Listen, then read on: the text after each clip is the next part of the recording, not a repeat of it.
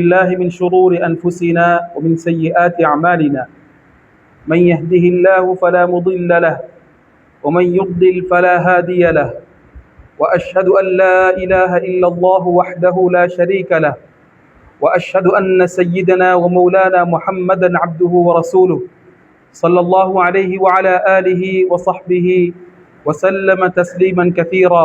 أما بعد، فقد قال الله تعالى في كتابه العزيز: أعوذ بالله من الشيطان الرجيم، بسم الله الرحمن الرحيم، يا أيها الذين آمنوا كتب عليكم الصيام كما كتب على الذين من قبلكم لعلكم تتقون. صدق الله العظيم. அருளாளன் அன்புடையோன் அல்லாஹ்வின் பெயரை சொல்லி இந்த ஹுத்பா பிரசங்கத்தை ஆரம்பிக்கின்றேன். சலாத்தும் சலாமும் எம்முடைய நபி முஹம்மது ஸல்லல்லாஹு அலைஹி வஸல்லம் அவர்கள் மீதும், சஹாபாக்கள், தாபிஊன்கள், தபுஉ தாபிஈன்கள், கியாமத் நாள் வரை நபியுடைய சுன்னாக்களை பின்பற்ற போகின்ற அனைத்து முஸ்லிமான முஃமினான நல்லடியார்கள் மீதும் உண்டாவதாக. அனைத்து சந்தர்ப்பத்திலும் அல்லாஹ்வை பயந்து அஞ்சி வாழுமாறு முதலாவதாக எனக்கும் அப்பால் உங்களுக்கும் தக்வாவை கொண்டு வசியத் நசீஹத் செய்து கொள்கின்றேன். அன்பின் இஸ்லாமிய சகோதரர்களே, உலகத்தில் மிக பெரும் புத்திசாலி, சந்தர்ப்பங்களை பயன்படுத்தக்கூடியவர், தன் வாழ்க்கையை, தன் குடும்பத்தின் வாழ்க்கையை, தன் சமூகத்தின் வாழ்க்கையை முன்னேற்றுவதற்காக வேண்டி ஒரு சந்தர்ப்பம் அமையும் பொழுது அந்த சந்தர்ப்பத்தை சரியான முறையிலே பயன்படுத்தக்கூடியவர்தான் மிக பெரும் புத்திசாலி. அன்பு நபி ஸல்லல்லாஹு அலைஹி வஸல்லம் அவர்கள் ஒரு தடவை மிம்பரில் ஏறினார்கள். ஒவ்வொரு படிக்கட்டிலும் ஏறும் பொழுது 3 தடவை வளமைக்கு மாற்றமாக ஆமீன் ஆமீன் ஆமீன் என்று சொன்னார்கள். சஹாபாக்கள் ஆச்சரியப்பட்டார்கள். ஸல்லல்லாஹு அலைஹி வஸல்லம் அவர்கள் இன்று வளமைக்கு மாற்றமாக இப்படி ஆமீன் சொல்கின்றார்களே, என்ன விஷயம் என்று கேட்ட பொழுது சொன்னார்கள், ஜிப்ரீல் அலைஹிஸ்ஸலாம் இன்று 3 துஆக்களை செய்தார்கள். அந்த 3 துஆக்களுக்கும் நான் ஆமீன் சொன்னேன் என்று ஸல்லல்லாஹு அலைஹி வஸல்லம் சொன்னார்கள். முதலாவது, யாரிடத்தில் எனது பெயர் சொல்லப்பட்டு அவருக்கு மிக பெரும் சந்தர்ப்பம், அல்லாஹ்வுடைய ரஹ்மத்தை பெற்றுக்கொள்வதற்குரிய சந்தர்ப்பம் கிடைத்திருக்கின்றது, அதை சந்தர்ப்பமாக பயன்படுத்தி ஸலவாத் சொல்லவில்லையோ அவருக்கு கேடு உண்டாகட்டும் என்றார்கள். எப்பொழுதெல்லாம் நபி ஸல்லல்லாஹு அலைஹி வஸல்லம் அவர்களது பெயர் சொல்லப்படுகின்றதோ அது அல்லாஹ்வுடைய ரஹ்மத்தை அடைவதற்குரிய சந்தர்ப்பம். புத்திசாலிகள் அதை பயன்படுத்துவார்கள். அல்லாஹ்வுடைய நம்பிக்கை உள்ளவர்கள் அதை பயன்படுத்துவார்கள். அதை பயன்படுத்தி அல்லாஹ்வுடைய ரஹ்மத்தை அடைந்து கொள்வார்கள். அந்த ரஹ்மத்தை யார் அடைந்து கொள்ளவில்லையோ, அந்த சந்தர்ப்பத்தை யார் பயன்படுத்தவில்லையோ அவருக்கு கேடு உண்டாகட்டும் என்று நபி ஸல்லல்லாஹு அலைஹி வஸல்லம் சொன்னார்கள். இரண்டாவது, ஸல்லல்லாஹு அலைஹி வஸல்லம் அவர்களை பார்த்து ஜிப்ரீல் அலைஹிஸ்ஸலாம் சொன்னார்கள், அல்லாஹ் ஒரு மனிதனுக்கு பெற்றோரை கொடுத்திருக்கின்றார். உலகத்தில் கிடைத்த மிக பெரும் வரம் பெற்றோர். கண்ணியமானவர்களே, அல்லாஹ்வுடைய அன்பு பெற்றோரின் திருப்தியில் இருக்கின்றது. அல்லாஹ்வுடைய அதிருப்தி பெற்றோரின் அதிருப்தியில் இருக்கின்றது. பெற்றோரின் சந்தோஷப்படுத்துவதிலே சொர்க்கத்தை அல்லாஹ் வைத்திருக்கின்றான். தாயின் காலடியில் சொர்க்கம் இருக்கின்றது என்று ஸல்லல்லாஹு அலைஹி வஸல்லம் சொன்னார்கள். பெற்றோரை வாழ்க்கை முழுக்க கண்ணியப்படுத்த வேண்டும், அவர்களை கவனிக்க வேண்டும், அவர்களுக்காக வேண்டி துஆ செய்ய வேண்டும். விசேஷமாக குர்ஆன் சொல்கின்றது, பெற்றோர் வயோதிபத்தை அடையும் பொழுது அவர்களுடன் கண்ணியமாக நடந்து கொள்ள வேண்டும். ஒரு மனிதன் பெற்றோர் வயோதிபத்தை அடையும் பொழுது சொர்க்கத்தை சம்பாதித்துக் கொள்ளவில்லையா, அந்த சந்தர்ப்பத்தை பெற்றுக்கொள்ளவில்லையா, இவனை விட துர்ப்பாக்கியசாலி வேறு யாரும் கிடையாது. குர்ஆன் 3 விடயங்களை சொல்கின்றது.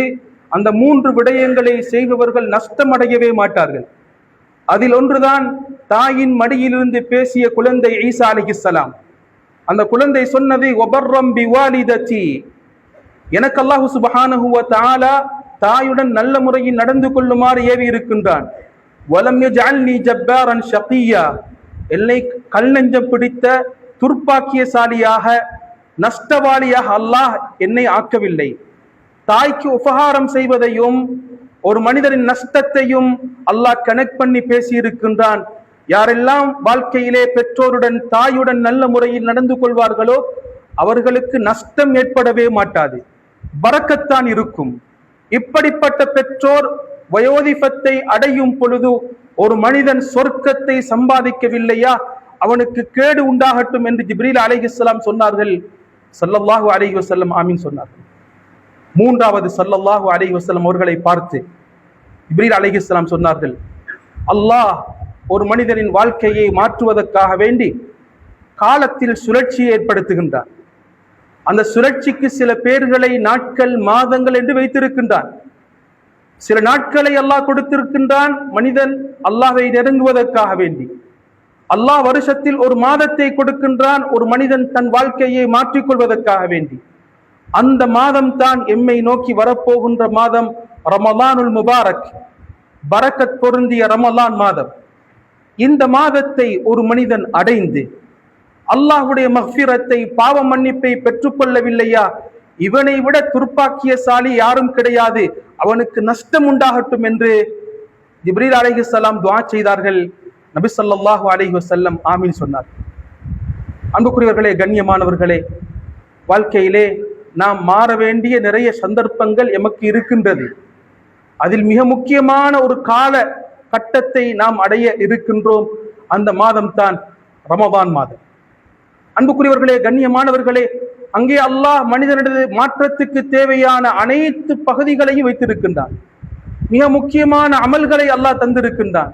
அல்லாஹ் ஈமான் கொண்டவரை பார்த்து சொல்கின்றான், யா அய்யுஹல்லதீன ஆமனு, ஈமான் கொண்டவர்களே, குத்திப அலைக்குமுஸ் ஸியாம், உங்களுக்கு நோன்பு கடமையாக்கப்பட்டுள்ளது.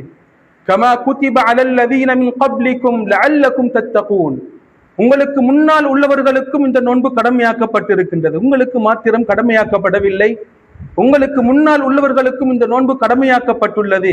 எதற்காக வேண்டி? லஅல்லக்கும் தத்தகூன், நீங்கள் அல்லாஹ்வை உண்மையான முறையிலே அஞ்சி வாழக்கூடிய முத்தகீன்களாக, தக்வா உடையவர்களாக மாற வேண்டும் என்பதற்காக வேண்டி அல்லாஹ் சுப்ஹானஹு வ தஆலா ரமலான் மாதத்திலே நோன்பை கடமையாக்கி இருக்கின்றார். அன்புக்குரியவர்களே, கண்ணியமானவர்களே, மனதில் கை வைத்து நாம் கேட்போம், எத்தனை ரமலான்களை நான் அடைந்திருக்கின்றேன், ரமலானிலே நோன்பு பிடித்திருக்கின்றேன், உண்மையான தக்வா என்னிடத்தில் வந்திருக்கின்றதா, உண்மையான இறையச்சம் என்னிடத்தில் வந்திருக்கின்றதா? ரமலான் முதல் பிறையிலே என் மனதில் என்ன தக்வா இருந்ததோ, என்ன பயம் இருந்ததோ, என்ன அல்லாஹ்வுடைய சிந்தனை இருந்ததோ, எனக்கும் என்னை படைத்த ரப்புல் ஆலமீனுக்கும் இடையில் என்ன தொடர்பு இருந்ததோ, அதில் ரமலானின் கடைசியை அடையும் பொழுது, பெருநாள் தினத்தை அடையும் பொழுது மாற்றம் வந்திருக்கின்றதா இல்லையா? அன்புக்குரியவர்களே, கண்ணியமானவர்களே, நோன்பை விட சிறந்த கேடயம், சிறந்த பாதுகாப்பு, அல்லாஹ்வை நெருங்குவதற்கு பெரும் அமல் வேறு எதுவும் கிடையாது. அல்லாஹ் சுப்ஹானஹு வ தஆலா குர்ஆனிலே 3 அமல்களை சொல்லி காட்டுகின்றான். அந்த அமல்களுக்குரிய கூலி அல்லாஹ்விடத்தில் இருக்கின்றது, அல்லாஹ்விடத்தில் இருக்கின்றது. 2 அமல்கள் குர்ஆனிலே சொல்லப்பட்டிருக்கின்றது. ஒன்றை ஸல்லல்லாஹு அலைஹி வஸல்லம் ஹதீஸிலே சொன்னார்கள், அந்த அமல் தான் நோன்பு. நபி ஸல்லல்லாஹு அலைஹி வஸல்லம் சொன்னார்கள், அல்லாஹ் சொல்கின்றான், மனிதன் செய்யக்கூடிய அமல்கள் அனைத்தும் அவனுக்கு சொந்தமானது, இல்ல ஸௌம், நோன்பு.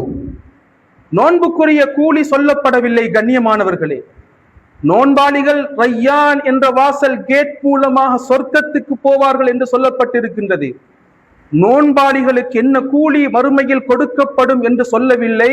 நாளை மறுமை நாளையில் ரப்புல் ஆலமீன் ஆகிய அல்லாஹ்வை நாம் சந்திக்கும் பொழுதுதான் அதன் நன்மை என்ன என்பதை கண்டு கொள்ள முடியும். அப்படிப்பட்ட மிக பெரும் ஒரு அமல் தான் நோன்பு. அன்புக்குரியவர்களே, கண்ணியமானவர்களே, எத்தனையோ நோன்புகளை பிடித்திருக்கின்றேன். அந்த நோன்பின் மூலம் என்னிடத்தில் மாற்றம் வந்திருக்கின்றதா, தக்வாவில் மாற்றம் வந்திருக்கின்றதா, இறையச்சம் வந்திருக்கின்றதா என்பதை நாம் கேட்டுக்கொள்ள வேண்டும். அன்புக்குரியவர்களே, கண்ணியமானவர்களே, நோன்பென்றால் வெறும் வயிறு மாத்திரம் பசித்திருந்து தாகித்திருப்பது மாத்திரம் அல்ல. நோன்பின் பிரதான நோக்கம் எமது உறுப்புக்கள் நோன்பு பிடிக்க வேண்டும், எமது உடல் உறுப்புக்கள் நோன்பு பிடிக்க வேண்டும். நபி ஸல்லல்லாஹு அலைஹி வஸல்லம் ஹதீஸிலே சொன்னார்கள், ஒருவர் நோன்பு பிடித்திருக்கின்றார், ஆனால் பொய் பேசுவதை விடவில்லை, தனது வாழ்க்கையை மாற்றிக்கொள்ளவில்லை. மல்லம் யதஅ கௌல ஸூர் வல் அமல பி, பொய் பேசுவதை நோன்பு பிடித்துக் கொண்டு யார் விடவில்லையோ, தன் வாழ்க்கை அல்லாஹ்வுக்கு மாற்றமான முறையிலே அமைந்திருக்கின்றது, அந்த வாழ்க்கையை நோன்பு பிடித்துக் கொண்டு யார் மாற்றிக்கொள்ளவில்லையோ, ஸல்லல்லாஹு அலைஹி வஸல்லம் சொன்னார்கள், ஃபலைஸ லில்லாஹி ஹாஜா ஃபீ அன் யதஅ தஆமஹு வ ஷராபஹு. இவர் உணவையும் தண்ணீரையும் விடுவதிலே அல்லாஹ்வுக்கு எந்த தேவையும் கிடையாது. நாம் தொழுவதனால் அல்லாஹ்வுக்கு எதுவும் கூட போவதில்லை. நாம் பசித்திருந்து தாகித்திருப்பதனால் அல்லாஹ்வுக்கு எதுவும் கூட போவதில்லை. அன்புக்குரியவர்களே, கண்ணியமானவர்களே, அந்த தாகமும் பசியும் ஒரு நோக்கத்துடன் தான் நமக்கு கடமையாக்கப்பட்டிருக்கின்றது. அந்த நோக்கத்தை புரிவோம். அந்த தாகமும் பசியும் ஒரு நோக்கத்துடன் தான் எமக்கு கடமையாக்கப்பட்டிருக்கின்றது. ஃபஜ்ரிலிருந்து மக்ரிப் வரைக்கும் அல்லாஹ்வினால் ஹலாலாக்கப்பட்ட உணவை நாம் அவாய்ட் பண்ணுகின்றோம், தவிர்ந்து கொள்கின்றோம். அல்லாஹ்வினால் ஹலாலாக்கப்பட்ட பானங்களை நாம் தவிர்ந்து கொள்கின்றோம். அது எதை உணர்த்துகின்றது? வாழ்க்கையிலே, உலகத்துடைய வாழ்க்கை 60க்கும் 70க்கும் அல்லது சிலர் அதிகமாக வாழுவார்கள். இந்த வாழ்க்கையிலே அல்லாஹ் தடுத்த காரியங்கள் இருக்கின்றது, தடுத்த காரியங்கள் இருக்கின்றது. அதை உன் வாழ்க்கையிலே விட்டுவிடு, அதை உன் வாழ்க்கையிலே விட்டுவிடு. அல்லாஹ்வுடைய கடமைகளை நிறைவேற்று. அல்லாஹ் எப்படி நோன்பு பிடிக்கும் பொழுது நீ நோன்பு பிடித்தாயோ இதே போன்று தொழுகையை நிறைவேற்று. அல்லாஹ் உணவை விடும் பொழுது எப்படி நீ உணவை விட்டாயோ இதே போன்று உன் வாழ்க்கையிலே இருக்கக்கூடிய ஹராமான சம்பாத்தியத்தை விட்டுவிடு. அல்லாஹ் எப்படி பானத்தை, தண்ணீரை குடிக்க வேண்டாம் என்று சொல்லி நீ தண்ணீரை தவிர்ந்து கொண்டாயோ இதே போன்று உன் வாழ்க்கையிலே இருக்கக்கூடிய மோசமான உறவுகளை விட்டுவிடு. இதை நீ விடவில்லையா?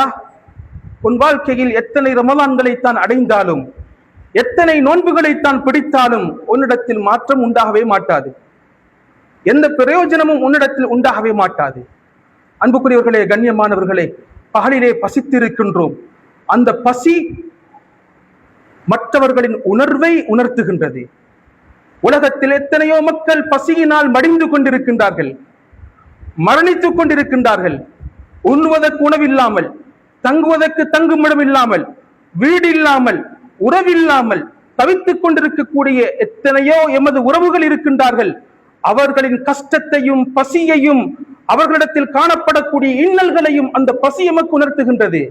தக்வா என்பது வெறும் தொழுவது மாத்திரம் அல்ல, வெறும் அல்லாஹ்வுடைய கடமைகளை மாத்திரம் செய்வது அல்ல.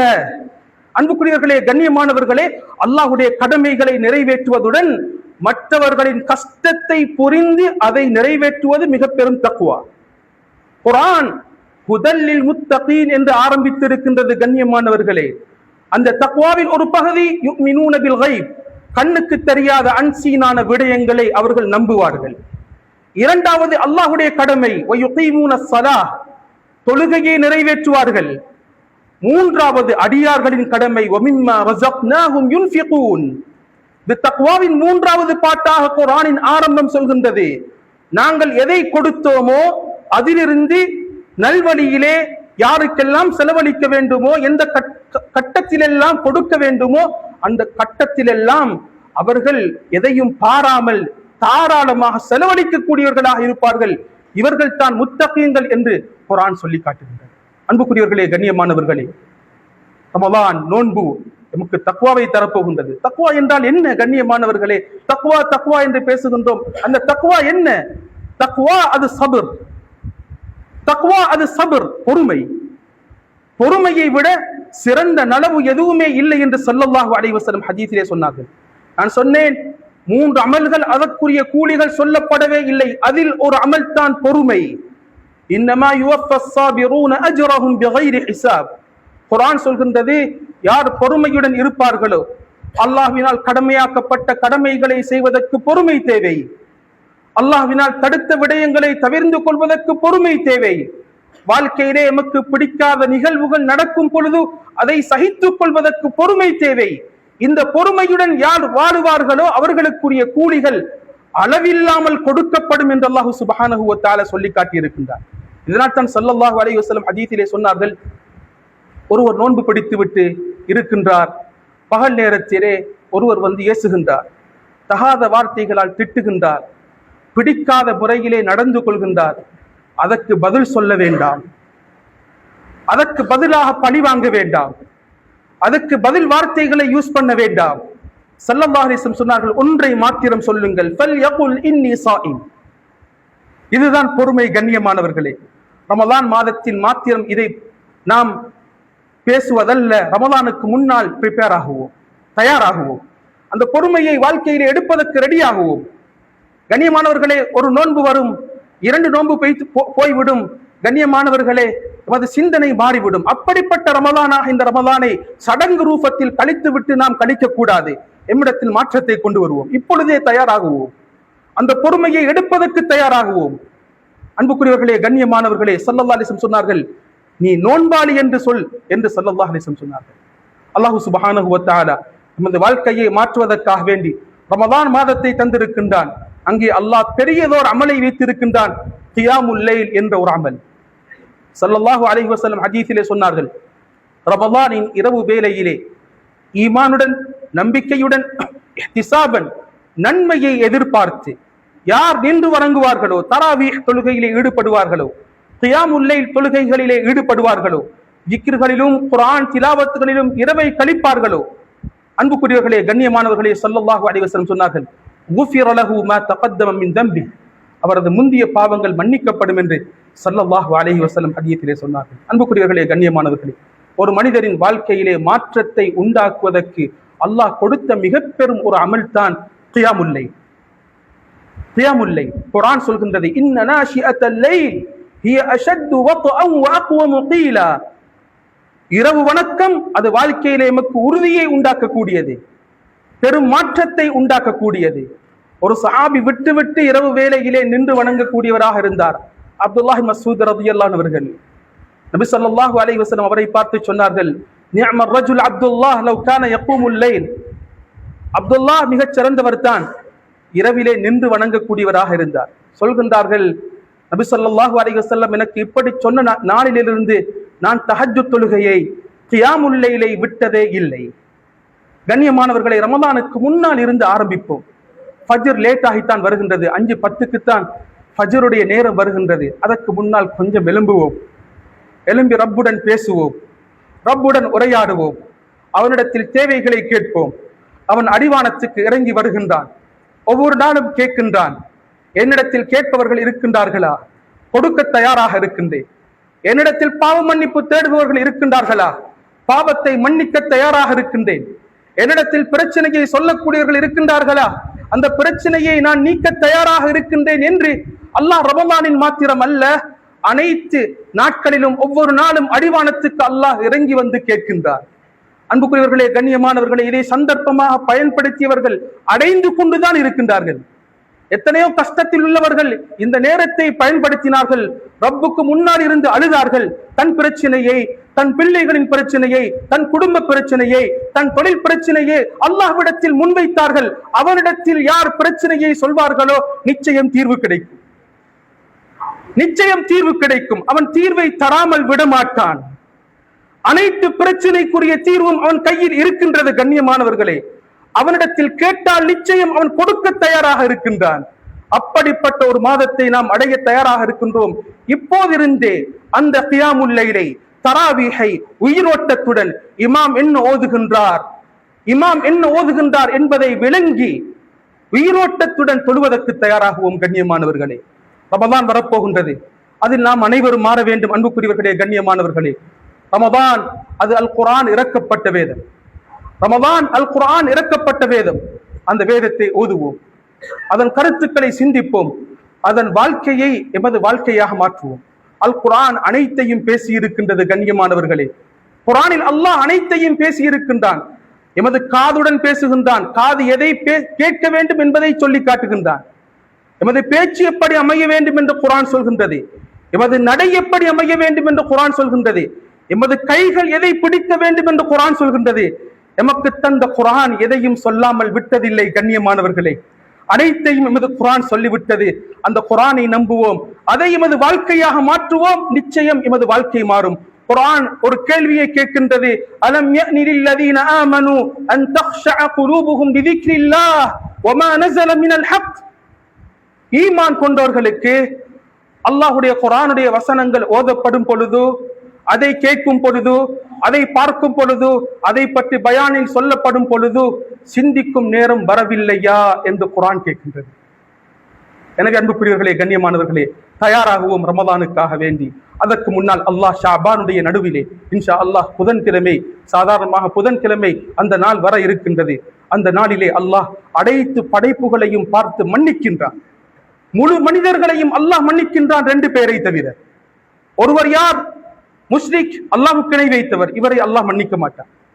2வது மனிதர் முஷாஹின், கோபம் பிடித்துக் கொண்டிருப்பவர், பேசாமல் இருப்பவர், சின்ன சின்ன விஷயத்தினால் ஈகோ, நான் என்னை தாண்டி நடப்பதா, மன்னிப்பு கேட்பதற்கு எதுவும் கிடையாது, நான் மன்னிப்பு கேட்பதா? கண்ணியமானவர்களே, மறப்போம், மன்னிப்போம், மன்னிப்பு கேட்போம். அல்லாஹ்வுடைய மன்னிப்பு அந்த நாளிலே கிடைப்பதற்கு காரணமாக அமையும். அல்லாஹு சுப்ஹானஹு வ தஆலா ரமலானை அடைந்து அவனது ரஹ்மத்தையும் மக்ஃபிரத்தையும் நரக விடுதலையும் அடைந்து உண்மையான தக்வாவை சம்பாதித்த கூட்டத்திலே எம் அனைவரையும் ஆக்கி அருள்வானாக. வ ஆகிரு தஅவானா அல்ஹம்துலில்லாஹி ரப்பில் ஆலமீன். அல்ஹம்துலில்லாஹ்.